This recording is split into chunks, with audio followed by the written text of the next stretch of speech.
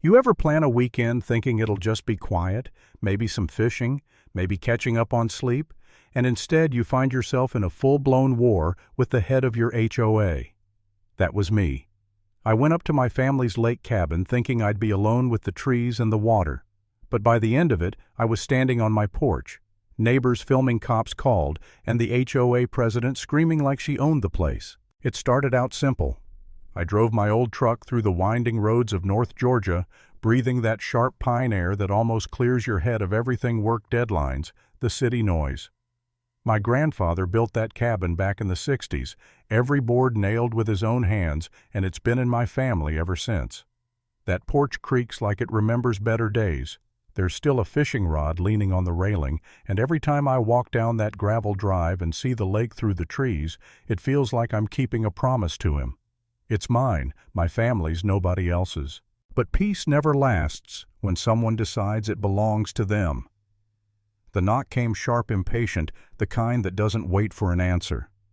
I opened the door, and there she was, Constance Fairchild, president of the HOA Hair Perfect Smile, tight like she practiced it in the mirror. She stuck out her hand like it was an order. "Mr. Dunmore," she said, "already knowing my name, I need you to unlock your cabin for my guests. They'll be staying here tonight." I thought she was joking. My cabin. My family's property. But no, she tapped her clipboard like it was a badge. "It's part of the community," she said. "Everyone contributes." I told her plain and clear my grandfather built this before there ever was an HOA, and this cabin has never been part of any agreement. Her smile froze and she just said, "That's not how things work around here." Then she turned and walked off, shoes crunching like a gavel hitting wood. It should have been funny if it wasn't so damn infuriating. Half an hour later she was back. This time with two men I'd never seen before, standing just far enough back to look like muscle, close enough to let me know she meant business. She gave the same speech about community standards and shared amenities. She asked if I really wanted to be the one standing apart. I told her I just wanted peace and quiet, not strangers in my home. The men didn't say much, just shifted their weight, waiting for her signal. Then she leaned in, voice cold as ice. "The board will hear about this resistance." And off she went again. I knew it wasn't over, and sure enough she came back dragging her guests right up my walkway.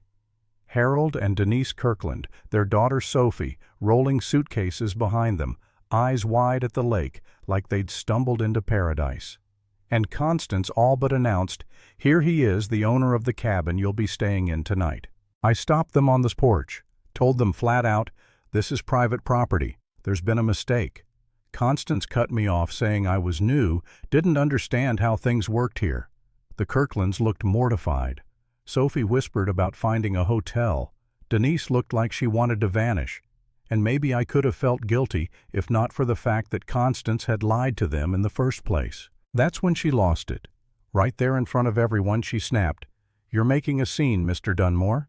Do you really want to set this tone in front of the community?" I told her, "I'm not the one making a scene. You are dragging people here under false pretenses." Her jaw locked eyes like knives, but I wasn't backing down. Not on that porch, not with my grandfather's ghost watching from the lake. The next morning the neighborhood was buzzing. Folks gathered near the road phones out, some pretending, some recording openly. Constance was right in the middle of it, spinning her story, how I had refused hospitality, how her poor guests had nowhere to sleep. A younger woman in the crowd asked, "Isn't that his property?" And Constance just brushed her off. "That's what he claims." The whispers got louder. And I'll be honest, that's when doubt hit me. I felt like maybe I was the one out of line. Maybe I was selfish. Maybe this was going to make me the outcast of the whole community. For a minute I thought about packing up, leaving the cabin, letting it all slide just to keep the peace. That's the part nobody sees. You feel so small when someone with a clipboard and a title convinces everyone else you're the problem. But then Patricia Lell, one of the neighbors, pulled out her phone and kept filming right in Constance's face. "Not anymore," Patricia said, "you made it public." And Gerald Hinton, old fishing buddy of my grandfather, walked over and clapped me on the back. "This was your family's before theirs even existed," he said. "Don't let them steal it."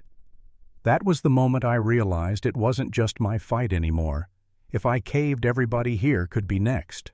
By evening, it turned into a full-on showdown. Constance marched up with 2 board members, Gerald trailing behind, and they started throwing bylaws at me. Section this, subsection that. She claimed all properties fell under shared use. I invited them to look at the deed, but she pushed back. Deeds can be interpreted. Community expectations are equally binding. I laughed bitter. Forced hospitality isn't hospitality. I told her it's theft. She threatened fines, inspections, said they had plenty of tools to make me comply. Patricia leaned in and whispered, "She just threatened you on camera." And then came Sunday morning, the last stand. Constance showed up again, parading a fresh group of travelers right up to my driveway. People from Tampa, suitcases and kids looking for a vacation, not a war. She introduced them like prizes, announcing that they'd be staying in our cabin. I stopped them cold. "You were misled," I said. "You've been lied to. This is my family's property and you don't belong here." The guests looked at Constance bewildered. Her composure cracked. Her voice wavered. "Nobody's ever fought me on this before," she muttered. The kids laughed. Her guests left humiliated. Neighbors started whispering, "She's gone too far this time." But she wasn't done yet. She came at me one more time with the entire board in tow. They waved their paperwork quoting bylaws, saying Section 12 gave them authority. I held up the original deed clear as day, predating their precious HOA. Constance turned red-cornered and started spitting out threats, property inspections, delayed trash pickups, anything she thought might break me. That's when the sheriff pulled up. Deputy Colton Briggs, calm as a mountain lake hat, tipped as he walked over.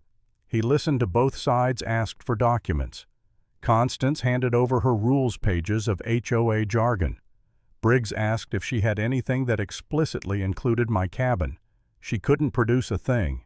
"An HOA can't enforce bylaws on property outside its covenant," he said.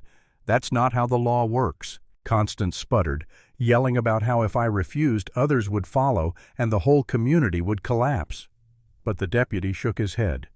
"Communities don't run on control. They run on agreements. And if his family never signed into the HOA, he's not under your jurisdiction." End of story. Patricia got the whole thing on video. By the next day, it was already making the rounds online. Constance tried to fight back with letters in every mailbox, dramatic warnings about my blatant disregard for community values, but nobody bought it.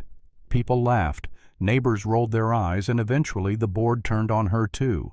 They voted her out within days. I didn't celebrate.